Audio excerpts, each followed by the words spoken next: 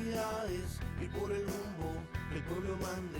Latinidades, afinidades, que sepa el mundo, llega la patria grande. Llega la patria grande, un grito que se expande, el sable que se blande contra el blando y ese plan de dominación y fraude sin traiciones que defrauden, puños que se cierran para que la convicción se guarde. Latinoamericano, cuestión geográfica, Latinoamérica hermano, integración empática frente a cotización, la concientización de la indignación hacia la digna acción en práctica. Latinidades, afinidades y por el rumbo el pueblo mande. Latinidades, afinidades, que sepa el mundo, llega la patria grande. La patria grande.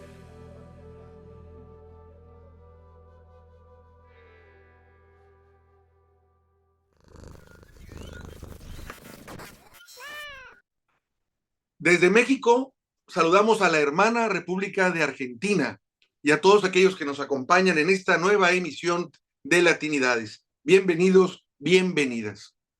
¿Qué cosas no están pasando en Argentina? Cosas que, vamos, duelen y que no pensábamos que esto estuviera pasando con el pueblo argentino. No voy a hablar más, pero para esto convocamos a una persona que para nosotros es muy, muy especial, es un hermano. No solo compuso el tema de Latinidades, sino que es un referente en toda América Latina en su lucha y activismo social y sobre todo como conocido como el rapero del pueblo. Pocos pueden tener ese título, ¿eh? Me refiero al hermano Daniel De Vita. Gracias por estar aquí con nosotros, por estarnos acompañando, para que nos platiques qué está pasando allá en tu tierra. ¿Qué cosas estamos viendo? Cosas que nos duelen y nos parten, viendo, por nombrar, cómo este gobierno de Javier Milei está reprimiendo a los que dieron su vida por su país. Prefiero trabajando, pagando impuestos, llevando una vida normal hasta que se jubilaron y luego vemos ahorita lo que les están haciendo, que les están recortando pensiones, salud, y cuando salen a protestar, pues les avientan toda la caballería como si fueran qué, como si fueran gente armada, como si fueran gente peligrosa. Es gente que va a protestar por sus derechos, derechos que se ganaron y que ahora aparentemente este gobierno, no digo aparentemente, así es, se los está negando. Y vemos cómo los maltratan y cosas que decimos, ¿qué está pasando? Ojalá eso no pase ya y no pase en ningún otro país. Y como vemos que tú constantemente, todos los días, estás haciendo una campaña fuerte contra este gobierno, que también nos preocupa, luego que no tengas tú algún problema por allá, dijimos, bueno, nos interesa mucho saber la opinión del hermano Daniel De Vita, de qué es lo que está pasando allá en Argentina, desde tu muy particular visión, que generalmente, y siempre lo he visto así, me encanta, es muy, muy acertada. No va en términos académicos ni en términos políticos, por decirlo así, pero sí en términos de alguien que conoce la calle, de lo que pasa realmente, ¿no? Entonces, ahora sí que me callo, Daniel, para poderte escuchar y nos puedas dar pues, tu opinión de lo que sucede allá en Argentina con el gobierno de Javier Milei. ¿Cómo estás, querido? La verdad que muy contento de poder conversar con vos. Sabés que te considero un amigo, un hermano y bueno, agradecerte también por este espacio y por tener ese lugarcito en el corazón para la Argentina, que en este momento estamos pasando un momento muy duro y también entender que así como han existido tantos globos de ensayo en nuestra región, en distintos países por determinados temas. Yo creo que la experiencia esta de Javier Milei es un gran globo de ensayo de cosas que están probando y experimentando para probar en otros lugares. Por eso me parece que es fundamental también, no solamente por solidaridad con el pueblo argentino, que se agradece enormemente, sino porque creo que todos los hermanos latinoamericanos y en general tenemos que tomar nota de este experimento tan nefasto que están llevando adelante. Mira, eh, lo dijo Andrés Manuel López Obrador en una conferencia matutina y también lo dijo el Papa Francisco, que sin hablar directamente de Javier Milei, pero entendiendo que se referían al contexto, de nunca perder de vista lo que había ocurrido después del Pacto de Versalles, con una Alemania totalmente sucumbida en la miseria, con grandes problemas económicos, López Obrador dijo que había que tener cuidado de esas soluciones mágicas que aparecían donde estaba escondido el fascismo, y Francisco hablaba de que había que tener cuidado de los salvadores sin historia, que venían de una manera, parecían estos outsiders que aparecen de un día para el otro, con todas las respuestas, todo lo que pasó antes estaba mal, y aparece una especie de Mesías con todas frasecitas que tienen la posibilidad de resolver todos los problemas de una sociedad. Y eso pasó en la Argentina. Hemos conversado, Héctor querido, bueno, todo lo que ha implicado la llegada de Javier Milei al gobierno, y yo creo que puntualmente lo podríamos definir como un proyecto de deshumanización sistemática. Podemos hablar del ajuste, podemos hablar del ataque a determinados sectores, podemos hablar de un montón de medidas particulares, pero yo creo que a grandes rasgos el gobierno de Javier Milei es un plan sistemático de deshumanización que se va, eh, por un lado, viendo efectivamente en las políticas públicas, pero también hay una especie de lucha social, cultural, donde se busca replicar la violencia estatal al ciudadano común y empezamos a ver algunas cosas. Mira, te pongo un ejemplo de estas semanas. Milei está en una campaña en contra del periodismo, de todo el periodismo, de todo el espectro ideológico. Ellos, bueno, tienen algunas directivas, algunas teorías que siguen, que entienden que generando siempre un conflicto y un enemigo, de alguna manera logran distraer a la gente para que compre su discurso, ¿no? Entonces ahora se le ocurrió que el enemigo es el periodismo. Como ayer fue el comunismo y como después fue el Papa que decía que era el enviado del maligno a la tierra, ahora sus enemigos son los periodistas, todos. Y dijo una frase que es: los argentinos no odian lo suficiente a los periodistas. Vaya. Estoy haciendo un sondeo de algún presidente de la historia de la humanidad que haya dicho: ustedes no odian lo suficiente a alguien, ¿no? Como que falta odio. El odio que tenemos no alcanza. Puta madre. ¡Qué Entonces, bárbaro! ¡Qué bárbaro! enseguida que pronuncia esa frase, es más, al otro día, agarran a Roberto Navarro, que es el director del Destape, un medio con una línea editorial en contra del gobierno, y lo fajan. Termina internado porque lo golpean en la calle, y no fue que el gobierno mandó a una patota, no fue que el gobierno dio la directiva. Las directivas se dan en términos sociales. El líder de estos movimientos deshumanizados dice: ustedes no odian lo suficiente, y menos de 24 horas después están apaleando a un periodista. Entonces, no solamente lo preocupante que estamos viendo es la violencia estatal, sino también toda esta especie de locura y psicopatía cultural que van generando, donde hay una parte de los argentinos que acompañan este experimento, y la verdad que lo estamos viendo con horror. Te pongo otro ejemplo más, Héctor. Vienen haciendo proselitismo con el tema de los inmigrantes.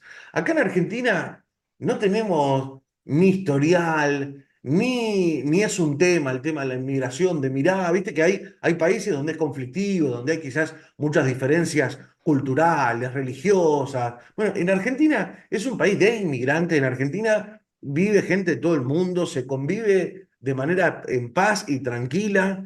Tenemos hermanos que vienen a trabajar desde África, por supuesto hermanos de la región, también europeos, también está lleno de coreanos, sirios, libaneses. Argentina es un país que se construye de inmigrantes, entonces no existe esto de identificar al diferente. Puede haber, como en todos los países, alguna cuestión más folclórica o de discriminación que se tienen que resolver, pero acá no hay problema de convivencia, nunca hubo problema de convivencia.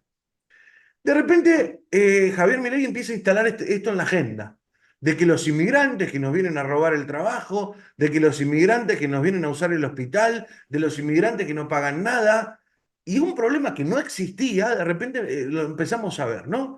Y de repente se organizan vecinos en la ciudad de Buenos Aires para llamar a la policía y que se lleven detenidos a los africanos que venden chucherías. De repente empezamos a ver, bueno, la semana pasada asesinaron a un hermano boliviano. Era un conductor boliviano que iba borracho al volante y hubo un choque.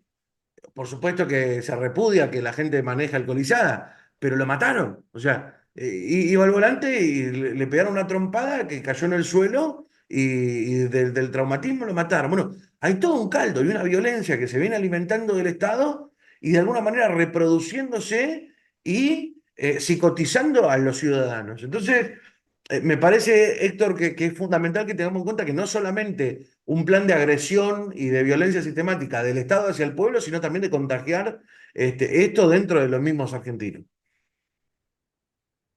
Pues lo que me cuentas me deja más alarmado porque, como dije al principio, nos preocupa lo que pasa en Argentina, pero esto puede pasar en otras partes, como lo dices tú, esto puede ser una especie de laboratorio de prueba y me queda claro por dos razones. Digamos que lo que están haciendo Milei y lo que hizo Noboa, de darle ahora sí totalmente la entrada al sionismo israelí, en la que mandan a capacitar allá, traen sus sistemas de seguridad con las que ellos han hecho genocidio en Palestina, con una enorme diferencia. Acá ese gobierno, el de Milei, se lo aplicaría a su propio pueblo. Los sionistas pueden decir, se los aplico a los palestinos, porque me quiero deshacer de ellos para apoderarme de su tierra. No importa que los mate niños, mate mujeres, lo que tú quieras. Pero este gobierno, Milei, también Noboa, por mencionar dos, apoyan totalmente un gobierno sionista y del cual buscan beneficiarse con apoyos de tecnología y armas, mismas tecnologías y armas que ellos allá en Israel usan contra los palestinos, pero para usar esas tecnologías, a usarlas contra tu propio pueblo. Entonces eso a mí me alarma y me preocupa porque he visto de cosas pequeñas relativamente aquí en mi país. Tengo entendido que las empresas más grandes de seguridad de Israel, fuera de Israel, están aquí en mi país. Y aquí el famoso Pegaso, el famoso sistema de espía que tiene Israel, lo compraban los gobiernos para espiar indiscriminadamente a quien le diera la gana. Totalmente. Desde que estaba Peña Nieto, así estaba. Tenía hasta pagado cuando estaba el de gobernador un departamento especialmente para espiar con esos sistemas a la gente que él quisiera. Punto. En el gobierno de López Obrador se manejaron también esos sistemas, están diciendo, porque ya estaban comprados. La idea que los estaban utilizando para asuntos de narcotraficantes y demás, no lo sabemos. Pero lo que quiero decir es de que hay ese peligro de, como dices tú, de que se esté haciendo una especie de laboratorio ya a ver qué tanto aguanta para ver esto, cómo se puede llevar al resto de nuestra América.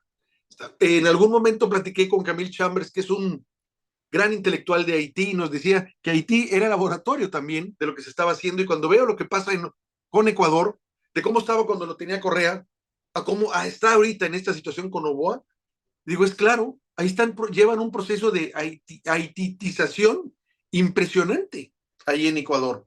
Y me preocupa que luego eso también llegue ahí a Argentina. Entonces, son cosas que nos duelen y nos preocupan precisamente porque no deben de pasar y que esto pueda tener la posibilidad de que se vaya a otro lado es terrible. Te comento, en chats donde estoy, aquí donde yo vivo, en Monterrey, Nuevo León, los que supuestamente son de derecha utilizan zurdos de mierda, te ponen en los chats. O sea, hasta eso son tan creativos y tan imaginativos, tan originales, que tienen que copiar las frases de ese loco que tienen allá en Argentina para sentirse ellos respaldados y decir, vamos a hacer lo mismo que Javier Milei aquí.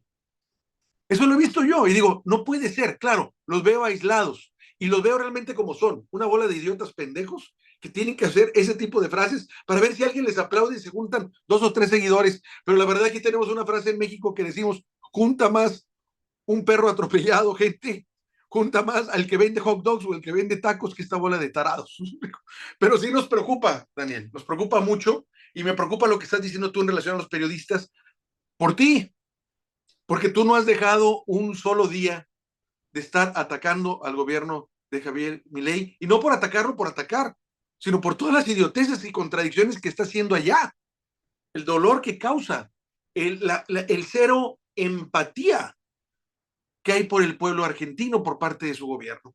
Me quedo callado, por favor, digo, mejor cuéntanos tú, digo, porque esto es algo que duele, duele. O sea, reprimir jubilados que están pidiendo que se les respeten sus derechos, no están pidiendo más, no están pidiendo aumentanos la pensión, queremos más derechos, no, que le regreses lo que les estás quitando, porque se los quitaste, y que luego a costa de ellos, de sus enfermedades, de su salud, de su vida, que la dieron totalmente a su país, trabajando a favor de su país, tú presumas que tienes resultados económicos favorables gracias a la política que estás implementando.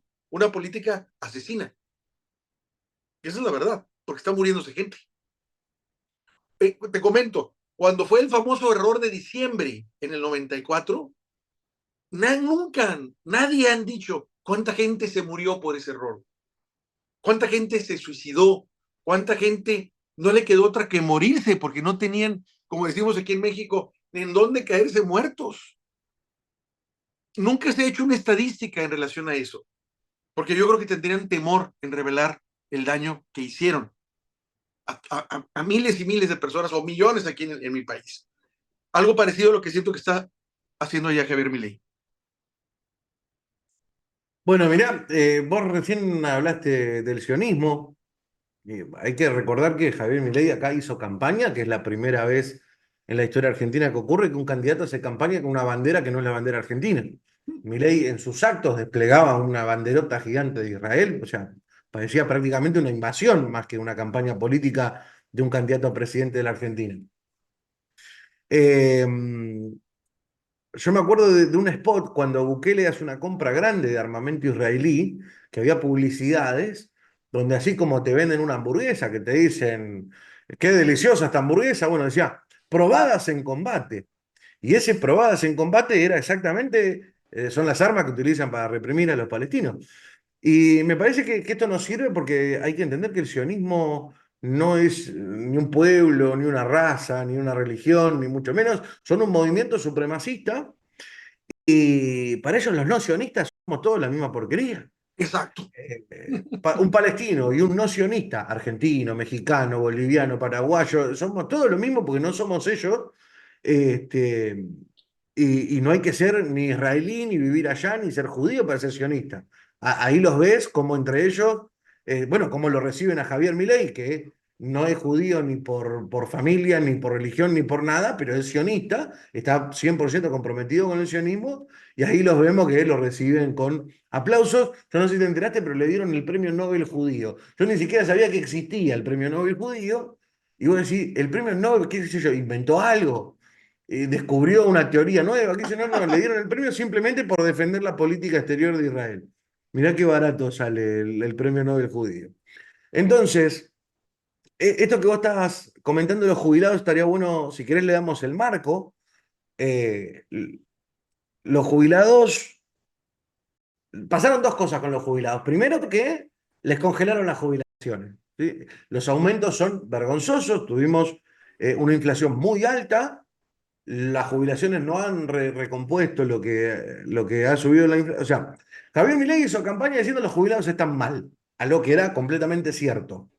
Ahora, a esos jubilados que estaban mal, les congeló las jubilaciones con una terrible inflación y les quitó los remedios. Acá en la Argentina teníamos una política que, instaurada por el peronismo, que era que los medicamentos más comunes de los ancianos, llámese diabetes, llámese presión alta y un vademecum de 200 medicamentos gratuitos. Y después en otros había descuentos, etcétera. Entonces, cremas para la piel cuando la diabetes le jode la piel a los ancianos, o sea, un montón de medicamentos. Bueno, todo eso lo cubría el Estado 100%. Entonces, ¿qué pasa?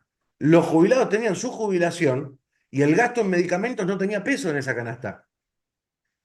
Eh, Cuando Javier Milei les quita, deciden quitarle los medicamentos porque decían que había corrupción, de que en realidad los jubilados iban a comprar medicamentos de más y se los regalaban a fulano, o los vendían, o lo usaba el hijo y el primo, y que era todo un saco de obscenidad que había que terminarlo para hacer un país en serio. Bueno, les quitaron los remedios.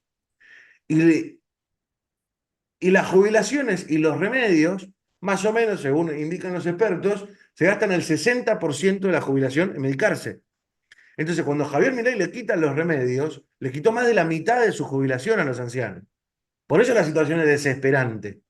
Por eso los jubilados están bajo la línea de indigencia, no de pobreza, de indigencia. No llegan a comer. Entonces, lo que ha ocurrido es que un grupo de ancianos empezaron a juntar en las inmediaciones del Congreso todos los días miércoles a protestar en contra del gobierno que este, a mí me resulta muy difícil encontrar las herramientas para que alguien que no está viviendo esto en la Argentina comprenda. En los medios te hablan de que los jubilados son delincuentes, patoteros, movilizados por la política, y han llevado adelante un plan sistemático de demonizar jubilados. Que vos decís, ¿quién puede ser tan imbécil de creer lo que los medios dicen de los jubilados? Porque antes era de la militancia, antes era, qué sé yo, de algún pueblo originario, de los peronistas, de esto. Bueno, y ponerle que la gente se lo cree. Ahora, que piensen que gente de 60, 70 y 80 años son un grupo de desestabilización, que tienen un plan para tumbar al gobierno y no ancianos que les quitaron los remedios, que se están cagando de hambre, es muy difícil de entender, pero así funciona este operativo. Todos los miércoles son reprimidos y se da una cuestión muy llamativa. Uno de esos ancianos es hincha de un club muy popular de la Argentina que se llama Chacarita Juniors. Cuando vieron los hinchas de este club que le estaban pegando a un anciano con una camiseta identificada con ese club, surgió la iniciativa de que todos los hinchas de ese club vayan a defender a los ancianos para que no sean golpeados. Bueno, al miércoles siguiente fue un grupo serían 200, 100 hinchas de fútbol, no estamos hablando de una cosa multitudinaria, a defender a los jubilados, y la policía reprimió salvajemente a los jubilados y a los hinchas de ese club. Esto generó una ola de solidaridad donde hinchadas de todos los clubes de la Argentina se unieron para defender a los jubilados, y pasó de ser una marcha pequeña de todos los miércoles a una marcha multitudinaria. Bueno, ese día desplegaron un operativo represivo salvaje, el más violento desde el año 2001, cuando de la Rúa se va en helicóptero dejando casi 40 muertos. Bueno, el más violento a la fecha, algo así como 700 heridos. El fotógrafo Pablo Grillo, que estaba ahí sacando fotos, recibió un impacto de cartucho de gas lacrimógeno disparado directamente de manera criminal al cuerpo, que esto perforó su cráneo. Hoy por hoy se está recuperando, es prácticamente un milagro que esté con vida, porque la lata de gas se le incrustó en el cerebro, fue una cosa increíble. Y la hazaña, estuvimos ahí, estuvimos tomando imágenes, la hazaña con que apaleaban a los viejos, con lo que gaseaban a los viejos, es una cosa que uno realmente le cuesta tomar dimensión. En eso estamos, y el correlato mediático de esa jornada fue: no son jubilados, son barras bravas, son los políticos, son los zurdos, es la izquierda, es el peronismo que le paga a mafiosos de los clubes de fútbol para que vayan a hacerle un golpe de Estado al presidente. De esa manera lo presentaron. Entonces, estamos viendo un momento de mucha polarización. Hay una parte de la población que, según los guarismos, las encuestas, que siempre hay que tomarla con pinzas, se habla de que ya hay una mayoría crítica con el gobierno, que ya hay una mayoría de la población que está en contra de estas políticas, pero también hay un núcleo duro muy, muy fuerte que está encantado, que han soñado con un país violento, con un país represivo, con un país xenófobo, y una militancia muy fuerte de la deshumanización, como te comentaba al principio, que es lo preocupante. Yo creo que se han dedicado a ver, ¿vos te acordás más o menos qué porcentaje habrá sacado Xóchitl Gálvez en la elección contra Sheinbaum? No recuerdo ahorita, a ver si nos lo puede facilitar nuestro productor Pero penal. bueno, la idea es ponerle levadura a ese porcentaje y estimularlo y hacerlo crecer, y estimularlo y hacerlo crecer, y hacerlo crecer, y hacerlo crecer, donde parece hasta místico lo que te digo, pero hay una especie de crecimiento de la maldad o sinceramiento de la maldad, que a uno realmente le genera el mismo horror que ver las políticas represivas del gobierno, que una parte de la sociedad lo está convalidando. Se me hace horrible lo que me estás contando, horrible. Y por otra parte, de veras me pegó en el corazón lo de las barras. Esas barras bravas que son famosísimas, a veces porque hacen cosas que no deben, pero que ahora, vaya, se la jugaron. Tuvieron puesta la camiseta del país y salieron a defender pues a sus viejos, porque todos tienen algún familiar jubilado, su papá, su mamá, una tía, un hermano, todos tienen a alguien jubilado y que Los hayan policías que les salido. pegan tienen madre, padre y abuelo. Y también, y tienen jubilados ellos, y ellos también se van a jubilar, estos idiotas. Entonces, que hayan salido a defender todos los clubes, decir, ¿sabes qué? O no nos rajamos, ahora y vamos. Eso habla muy bien del pueblo argentino, y me duele que los represores que están ejerciendo eso por órdenes no abdiquen y no se den cuenta que están reprimiéndose a sí mismos. Se están reprimiendo a ellos también con la agresión que están haciendo. Entiendo que ellos dicen, es que me ordenó, yo trabajo para el gobierno me paga así, pero tú tienes familiares jubilados y tú vas a pretender jubilarte también un día. Ellos están peleando precisamente por tu jubilación cuando te jubiles desde El ahorita. cantito que más cantan los ancianos los miércoles dice, qué feo, qué feo, qué feo debe ser pegarle a un jubilado para poder comer. ¡Ah! Esto es durísimo, esa frase, ¿eh? Durísimo, Daniel. Me duele lo que está pasando y me preocupas tú.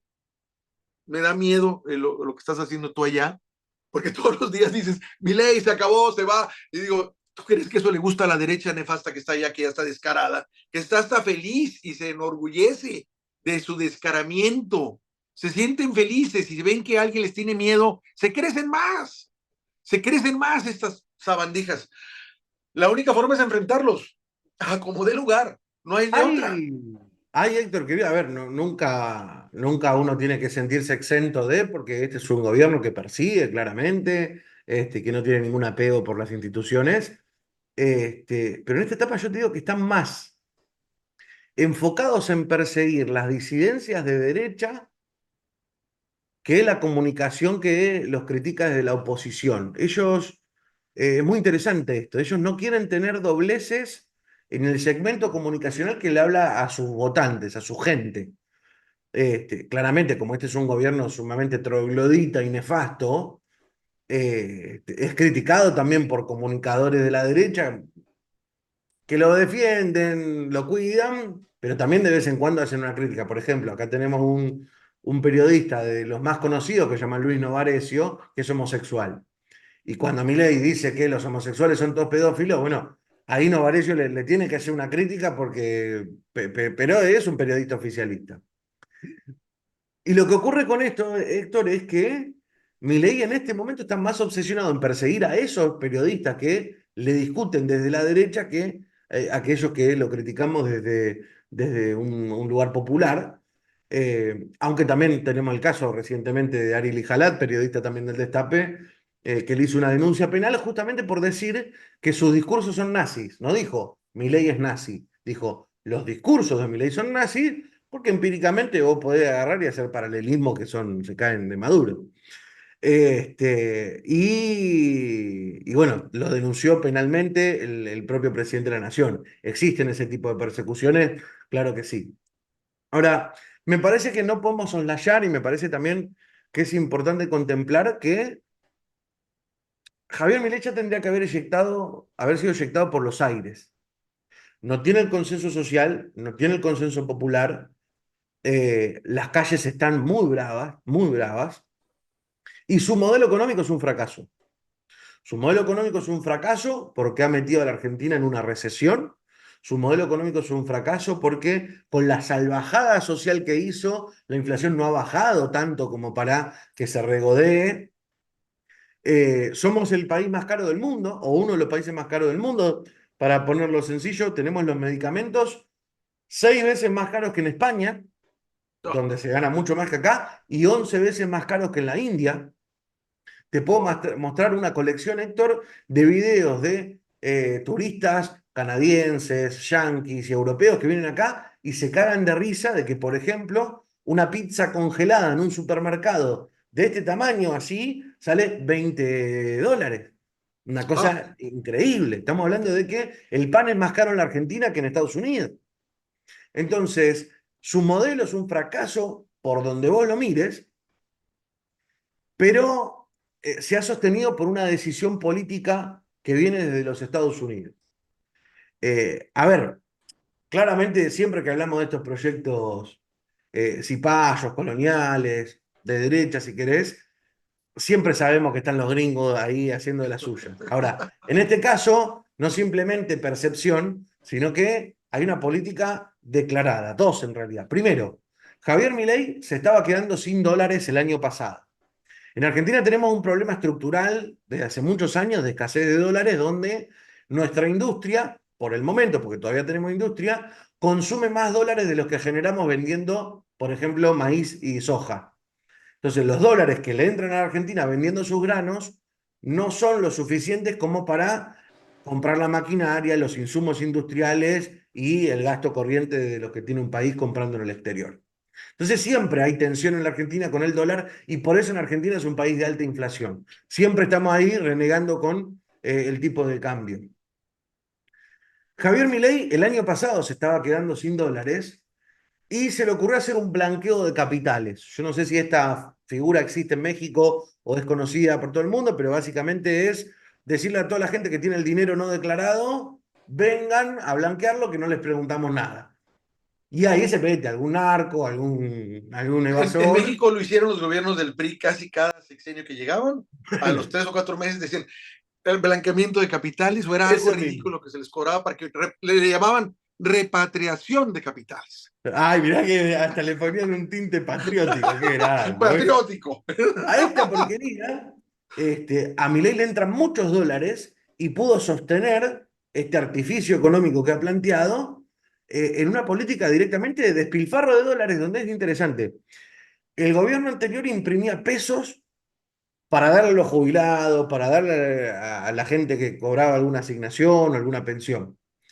Javier Milei no imprime pesos, o no necesariamente para esto, pero mantiene el dólar muy barato en la Argentina. Entonces, hubo récord turístico de argentinos haciéndose vacaciones a Brasil.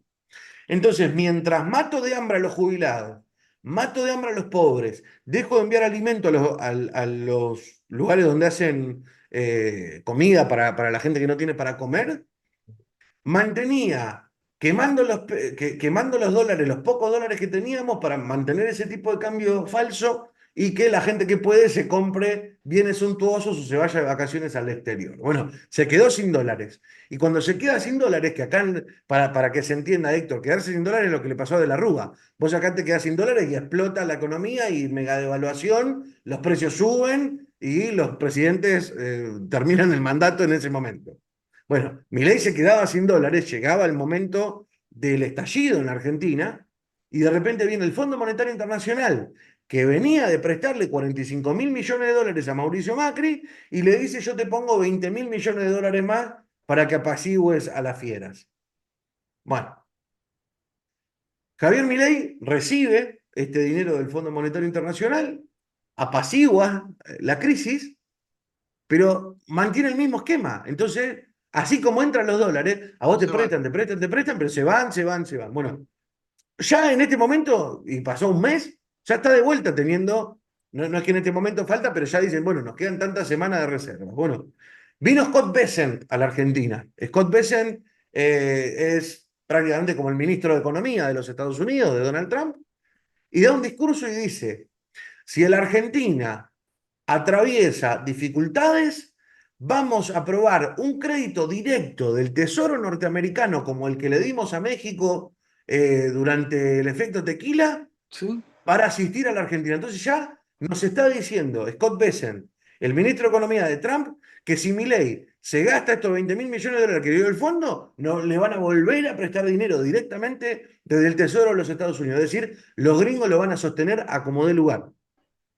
Pues lo que me dices es terrible. Efectivamente, eso pasó el efecto tequila que le llamaban, y le pasó a Cedillo con el famoso error del 94, en la que Salinas de Gortari no devaluó, era la tradición de evaluar al final para que llegara el otro nuevo, por decirlo así, sin tener esa situación económica que enfrentar. No lo hizo porque nos vendió en primer mundo y le dejó el paquete a Cedillo. Cedillo devalúa y se pone todo como loco. Viene el efecto tequila y Estados Unidos, en este caso, se le robó a Bill Clinton, que en ese momento estaba como presidente allá en Estados Unidos, y facilitaron 20.000 millones de dólares, porque México no tenía gran cosa, y en garantía, no se menciona mucho eso, no se dice, pusieron Pemex.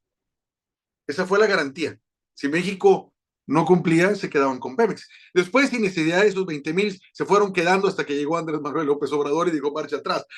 Después ya no lo necesitaron para que poderse quedar y Ahora, adueñarse de la en empresa, este ¿no? caso no es para la Argentina. Macri Sí, pide 45.000 millones de dólares y se fugan. Vienen 20.000 más, se fugan. Si Estados Unidos presta más, está bien, para sostener a Macri, para sostener a Milei, pero después lo tenemos que pagar nosotros. claro. Y te digo, acá se pidió como garantía, porque no tenía México más que Pemex. ¿Qué van a poner ustedes como garantía? Territorio, territorio. Y a lo mejor ya lo están haciendo con eso de que les Si el abrieron plan las es puertas. ese, Héctor, si el plan es que nunca paguemos y el plan es quedarse directamente con la Argentina, no con nuestro dinero ni con nuestra riqueza. Yo La recuerdo, porque campaña electoral de Javier Milei la hacía enarbolando la bandera de Israel. sé que se han apoderado muchos sionistas de ofertas que aprovechan ofertas de ganga que están habiendo ahorita en Argentina, que se están quedando con grandes activos allá en Argentina. Y también veo que Javier Milei acabó con esa frase del peronismo de patria o colonia, acabó con esa frase radical del Che como era patria o muerte, nada que colonia, no hay, patria, ¿cuál patria? Entren los gringos a vaca muerte, pongan sus bases militares ahí. Eso es algo así que digo, ¿qué pasa? ¿Qué sucede allá en Argentina? Te comento. Aquí tenemos una derecha nefasta, porque en todas partes la derecha es nefasta, de veras, nefasta. No hay forma de poderla calificar de otra forma. Pero ahora que Trump está amenazando a la presidenta, no les ha quedado otra que salir a respaldar y decirle al presidente, estamos contigo. O sea, hasta en ese momento dijeron, bueno, vamos a dejar la derecha porque nos está amenazando el país y no si no lo hacemos nos vamos a ver muy mal, si tú quieres, ¿no? Pero vamos a hacer la declaración que estamos con la presidenta y que la apoyamos en esto de Trump. O sea, cuando menos tuvieron ese gesto, ¿no? Sean convencidos o sean hipócritas, eso es otra cosa. No lo sabemos por ahora. Pero allá, ¿qué pasa? ¿Dónde hay un nacionalismo argentino que digan, oye, espérate, ¿cómo es que abres esto a las bases, a una base norteamericana? Una vez que les abres la puerta, estos abandijas no se van, no se van a ir. Y esa base militar están vigilándolos o los están protegiendo de quién? ¿De los marcianos? ¿De los rusos? ¿Quiénes van a invadir Argentina? O sea, no entiendo yo ese asunto de regalarle esa porción de territorio a un país que no te ve como igual, no eres su igual. Para él, tú eres su patio trasero. Tú le sirves a él. Y si no le Hay una sirves, te cuestión quita. ahí, Héctor, que pues dijiste algo muy importante, ¿no? Que la conciencia del pueblo mexicano en este momento es tan grande que hasta los partidos opositores, por pura demagogia o por cálculo político, no les queda otra que asumir posiciones de defensa de la patria. Esto, bueno, esto lo han estudiado, se ha estudiado muchísimo, pero muchas veces yo creo que lo perdemos de vista. Y es que hacer miserable al pueblo es fundamental para tenerlo distraído de los grandes temas. Es decir, cuando las personas están desesperadas para llegar a fin de mes, en el mejor de los casos, para ganarse el sustento del día, y hablar de vaca muerta le queda muy lejos a un trabajador que no sabe si hoy le va a poder dar de comer a su hijo. Hablar de la posición argentina en la Antártida, que en este momento está comprometidísima con los Estados Unidos. Y hablarle a un jubilado que no sabe cómo va a hacer para comprar sus remedios, para que no le suba el azúcar o la presión arterial, y hablarle de nuestras fronteras, hablarle de la penetración extranjera en nuestro territorio, de la usurpación de terrenos importantes en la Patagonia, es algo que queda muy lejos. Y estos procesos de conciencia yo creo que se dan con líderes o con procesos políticos que generan ese piso de dignidad. Por ejemplo, Néstor Kirchner. Néstor Kirchner vino con una Argentina rota, veníamos del 2001, un desastre, y tuvo que empezar a resolver problemas materiales, tuvo que empezar a mejorar la condición de vida, tuvo que empezar a estimular el empleo, y ya, con un pueblo que empezaba a tener trabajo, que empezaba a tener dignidad, pudo empezar a plantear esa agenda tan importante de defender lo nuestro, de nuestras Malvinas, nuestra posición en la Antártida, nuestra Patagonia, nuestros recursos naturales. Bueno, el proceso de empobrecimiento, y no solo de empobrecimiento, sino también de miserabilidad cultural que generó Mauricio Macri, donde no solamente yo te saco el trabajo, yo te bajo los salarios, sino que también te bombardeo constantemente con una maquinaria mediática que te tiene todo el tiempo en el barro, va generando esas condiciones. Y en este momento lo de Milei es increíble. Yo te podría mostrar las cifras, Héctor, de la migración de trabajo. Milei dice que no bajó el empleo en su gobierno y que incluso un poco subió. Y si vos lo tomás así, podría incluso llegar hasta ser cierto. Pero ¿qué es lo que está pasando? Un trabajador metalúrgico que cierra el taller y que ganaba un buen trabajo registrado, se queda sin empleo y enseguida se hace monotributista y se pone a manejar un Uber. Un peón que trabaja quizás en un taller de carpintería, cierra la carpintería y termina pedaleando en una bicicleta para entregar pedidos en una aplicación de repartos de comida. Entonces, no ha bajado la cantidad de empleo, pero se ha destruido la calidad del empleo, donde tenemos cientos de miles, si querés millones, de personas que pasaron de tener un empleo de calidad registrado con un buen salario, vacaciones, aguinaldo y todos los derechos, a trabajar a la buena de Dios por lo que se pueda ser explotado por una aplicación o por un algoritmo.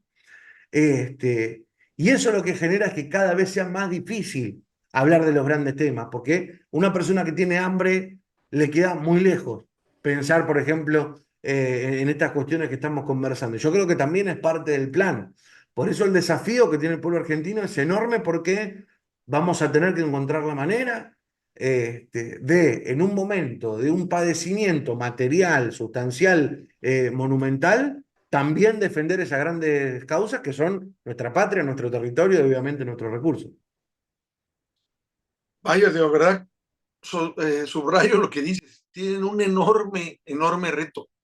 Como bien dices, estar ocupado en la sobrevivencia te impide ver más allá. Ya no ves ni siquiera, olvídate del largo plazo, no ves ni el corto plazo. Tú estás con hambre hoy y tienes que resolver eso. O todavía peor, eres un padre que ve, está tu esposa y están tus hijos con hambre. ¿Qué haces? Yo llego y te platico, mira, fíjate lo que está haciendo Milei para empoderarse y vendérsele toda Argentina a los sionistas, a los gringos. No me va a oír, él lo que está buscando es dónde trabaja, cómo consigue dinero. Y no es uno, son millones, son millones. Entonces eso es bien duro, bien duro. Por eso es común que los políticos hagan las cosas porque, bueno, se les paga para eso. Y luego resulta que no las hacen. Se les paga para eso y no las hacen. ¿Para qué te puse? Para que me veas por mí. Te puse para que protegieras a la mayoría. Te puse para No, que no solo que no las hacen, hacen todo lo contrario. O sea, el pueblo argentino votó por sus representantes, así subrayo, representantes, para que tuvieran voz y voto en un congreso para que los representara a ellos y no a los intereses de un partido o de una persona que los vende a ver cuánto le dan el gobierno, ahorita el de Javier Milei o en general el gobierno en turno. Entonces, eso es horrible, horrible porque el pueblo argentino les paga para eso que no cumplen y todavía reciben dinero de sobornos para cambiar votos o privilegios o canonjías o como quieras llamarle, a costa de los que les están pagando. Entonces tú, no sé qué decirles traidores, yo creo que es quedarme corto, porque si a ti te escogió el pueblo, tú buscaste el apoyo del pueblo, les pediste su voto y les decías en campaña que ibas a ver por ellos y que resulta que una vez que ya elegido te pitorreas de ellos, ¿qué mereces en este caso? ¿Qué mereces? Y aparte, estás cobrando. Y ves tú que ellos están muriendo de hambre y están batallando, pero tú no, tú no, tú estás ganando dinero, tú estás bien. Tus preocupaciones son otras, tus preocupaciones es cómo está la jugada en el Congreso, cómo está la jugada para que yo, a ver, sea el líder de esta comisión, o a ver si sacan, me dan un premio, a ver a dónde me voy de vacaciones. ¿Qué pasa con eso? Y en un momento dado, tu preocupación es que no te den el famoso scratch, es esta bola de desgraciados que son muy mal agradecidos, que no vayan a salir y me vayan a decir algo. Esa es mi única preocupación. No, no si tienen razón en hacerte lo que te van a hacer, o en decirte, o señalarte. Eso no te preocupa, sino, no vaya a estar yo ahí. No sé ni qué decirte, eso va a ser una tan trágico que da risa y te da dolor al mismo tiempo. Y dices, es que no puede ser que pase esto. Me da coraje porque ¿cómo es que sufre hambre el pueblo argentino siendo Argentina uno de los países más ricos del mundo en términos alimentarios? ¿Cómo es posible eso? No lo entiendo. O sea, Argentina durante años ha sido considerado el granero del mundo, por muchos años. ¿Cómo es posible que haya pasado esto? Que tengan hambre ahí. No entiendo. También hay varios argentinos que me han comentado que en su momento Argentina era tan fuerte, Argentina, no México, que tenía fabricaba sus propios autos y me han dado muchas referencias y luego, me dice, misteriosamente todo eso se acabó, porque incluso citan históricamente frases de Winston Churchill que hacían referencia, cuidado con Argentina, O sea, cuando uno empieza a ver ese tipo de cosas, a veces los conspiranoicos, pues tienen razón, Porque de repente empiezas a jalar hebras y te das cuenta que a lo mejor hay un plan, de hecho, para haber acabado con Argentina y actualmente para tenerla siempre endeudada.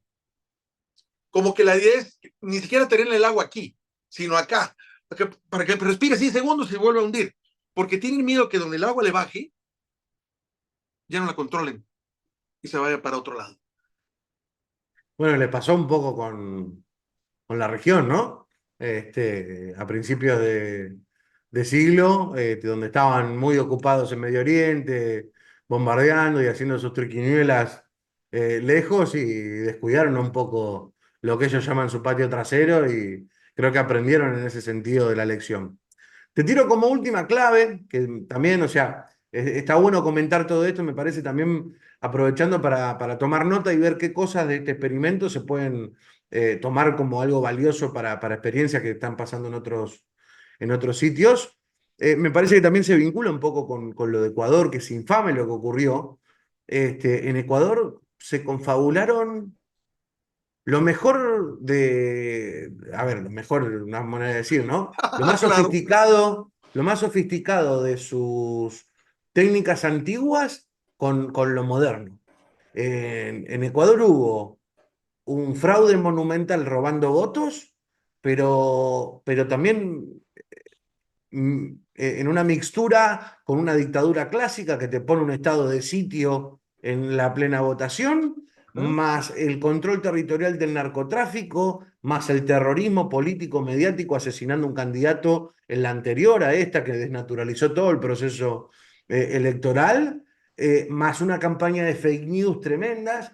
Entonces, vos fíjate que en Ecuador se confabularon todas las viejas y las nuevas prácticas para, bueno, robarse la democracia, como lo han hecho este dictador Noboa, que yo lo voy a decir de esta manera sin ningún tipo de eufemismo. Y en el caso argentino, Héctor, te digo, como para tomar nota y estar atentos, Javier Milei es un pelele, es un imbécil.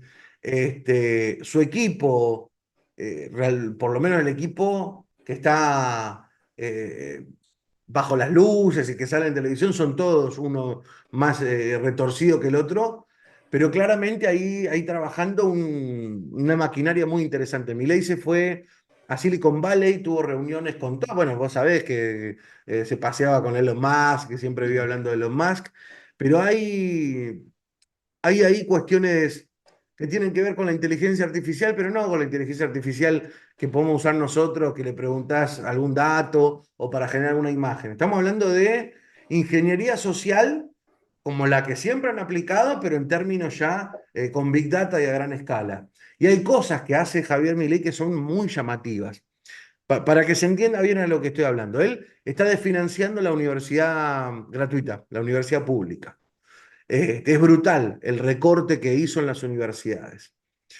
Y los estudiantes salieron a marchar durante el 2024 en una marcha que, te digo que hasta algunos que votaron a Javier Milei salieron a marchar en contra del recorte de las universidades. Pero ahí salieron de todos los espectros políticos, o sea, incluso las élites de la derecha en la Argentina estudian en la universidad pública porque es la más prestigiosa. Entonces, hubo prácticamente un consenso total de salir a luchar y hubo dos marchas multitudinarias en contra del gobierno de Javier Milei por la universidad. Y pasó algo muy, muy interesante. ¿Qué es lo que suele pedir el pueblo y las bases de los partidos? Que salgan los dirigentes, no queremos a los dirigentes en las oficinas, no queremos a los dirigentes encerrados en el Congreso o en los partidos, que salgan a la calle y que estén con el pueblo. Bueno, pasó eso en la marcha universitaria y hubo dirigentes sindicales, sociales y políticos yendo a la marcha. Fue hasta quirúrgico, te diría, todo el despliegue mediático de concentrar las cámaras solamente en los políticos que fueron a marchar y la narrativa es: la política motoriza a los jóvenes incautos para que salgan a ponerse en contra de este modelo porque ellos son corruptos y Milei viene a desentar la política y estos corruptos que no quieren soltar sus negocios y que roban con las universidades.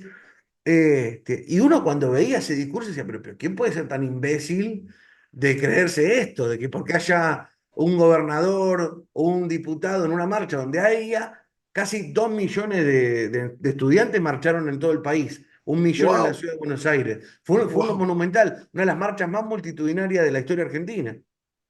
Y la televisión y las redes, porque ellos también tienen un despliegue muy importante en las redes, lograron reducir esa marcha llena de estudiantes en los políticos tratando de joder a Milei. Y yo te puedo garantizar que les funcionó. Este, vos a veces podés dudar de las encuestas, que muchas veces se equivocan, pero hay algo que no falla nunca, y esto lo pueden poner en práctica, que es vos agarrás distintas encuestas hechas por distintas empresas y comparalas. Si todas van para arriba, va para arriba. Y si todas van para abajo, se va para abajo. Y ahí no te pueden mentir, se pueden equivocar en un número, pero las tendencias no son manipulables. Y cuando se midió la imagen positiva del gobierno y sobre todo preguntándole con respecto a la educación, en el momento de la primera marcha, en el auge de la lucha estudiantil, la imagen del gobierno había caído muchísimo y la adhesión a la lucha de los universitarios era monumental. Después que despliegan esta campaña de demonización de la marcha y de que era la política y con un montón de fake news y de programas periodísticos y recorte en redes, en todas las encuestas se reflejaba que ya el apoyo no era tan contundente como al principio. Esto no es porque Milei es un genio, ni porque los imbéciles que conducen en el noticiero que no sirven para nada y que no dan ni 2 pesos son una maravilla. Hay acá grandes usinas que están trabajando con Big Data, con inteligencia artificial y con ingeniería social que le dicen a Milei qué es lo que tiene que hacer enfrentándose momento a momento a estas adversidades. Eso no quiere decir que es infalible, ni que es invencible, ni mucho menos. Pero es un dato más que se agrega y un desafío más que tiene el pueblo argentino para sacarnos encima a esta porquería. Pues mira, lo que acabas de decir, te tengo que dar un dato. Es algo que estoy investigando porque me tiene muy preocupado y tiene que ver exactamente con lo que tú dices. Cuando estaba el anterior gobierno, antes de que saliera Xiomara, que se robó y estuvo en las elecciones estuvo 12 años en el poder y que luego lo sacaron y está ahorita en la cárcel. Primero estuvo su hijo ahí. Se me va el nombre del lobo, no me acuerdo exactamente ahorita el nombre. ¿Te referís a Manuel Zelaya? No, o sea, no, el que estaba antes de que llegara Xiomara. Juan Orlando Hernández. Ándale, él. Bueno, Orlando, que ya está en la cárcel. Bueno, él lo que hizo fue las sedes. Las sedes no era otra cosa que vender territorio a empresas extranjeras, norteamericanas, las empresas que quisieran, pero todos sabemos que no eran empresas nacionales, todas eran extranjeras, y les vendía territorio de modo tal que estas empresas se instalaran ahí y ellos controlaran la policía, los juzgados, todo.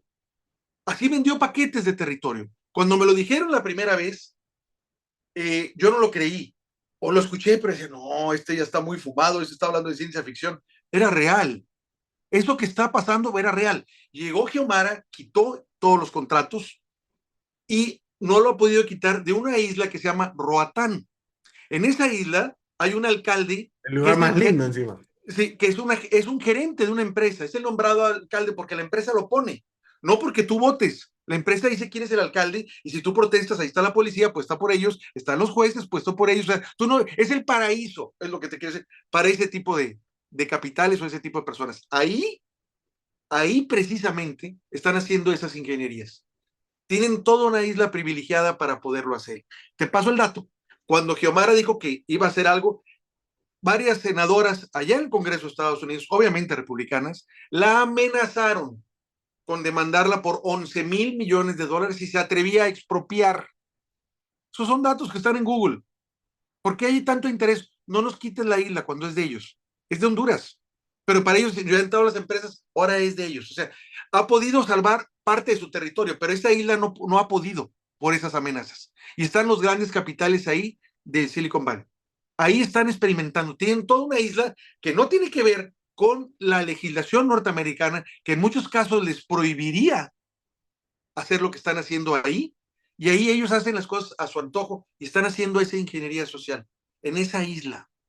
Digo, ya lo están haciendo. Parece ciencia ficción, pero lo están haciendo ahí. Y es complicado acercarte y no dejan que nadie, digo, la tienen demandada. Incluso hay que aquí lo firmó el idiota de Peña Nieto. México tenía tratados comerciales, el CIDE, creo. Tú firmas, creo que así se conoce, es un tratado que tú firmas cuando haces los acuerdos comerciales y también los tienen allá en Honduras. Que de modo tal que si tú quieres romper un acuerdo comercial, ese acuerdo va a conservar durante 10 años. O sea, no que rompas tú, no, son 10 años. Y en todo ese tiempo, donde se va a litigar, ¿dónde crees? En Cuba, en España, no, en Estados Unidos, en Washington. O sea, todo eso se dirimiría, si tú tienes una bronca, en Estados Unidos, con la legislación norteamericana y con jueces norteamericanos. O sea, ¿tienen las de ganar? Pues claro que no.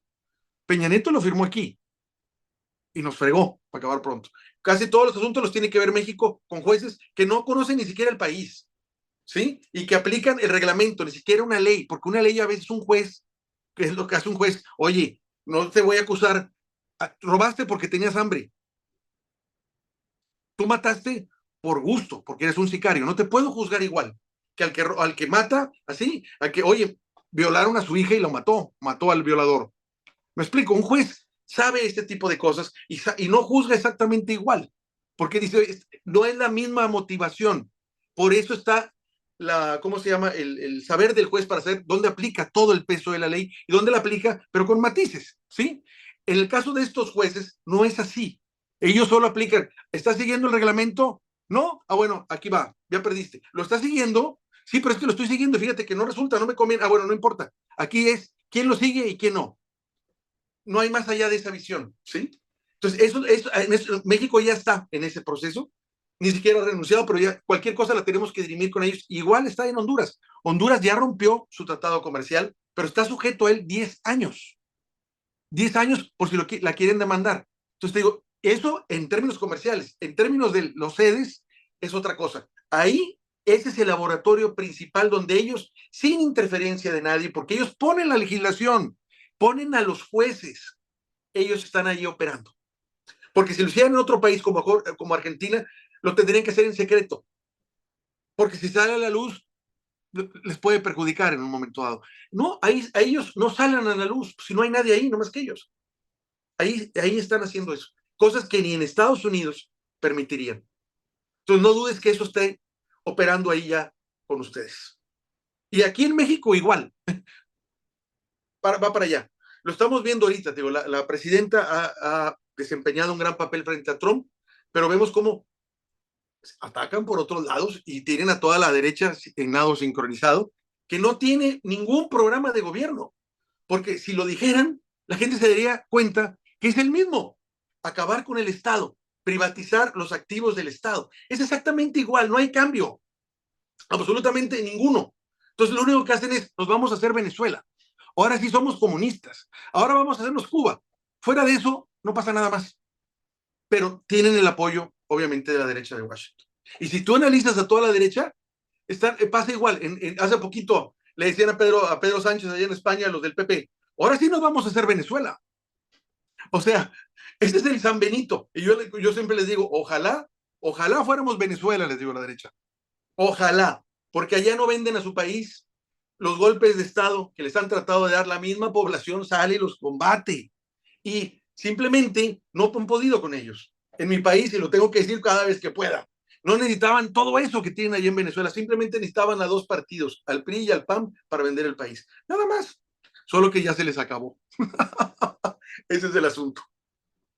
Héctor, querido, yo te tengo que abandonar. Te propongo que la sigamos en un próximo encuentro. La verdad que ha sido un placer enorme, como siempre, conversar con vos.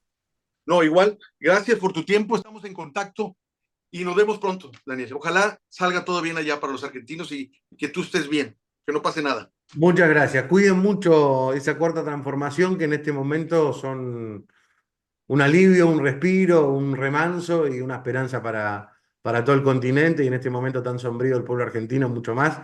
Así que me abrazo a todos los amigos mexicanos. Gracias, te mando un fuerte abrazo, Daniel. Gracias. Abrazo.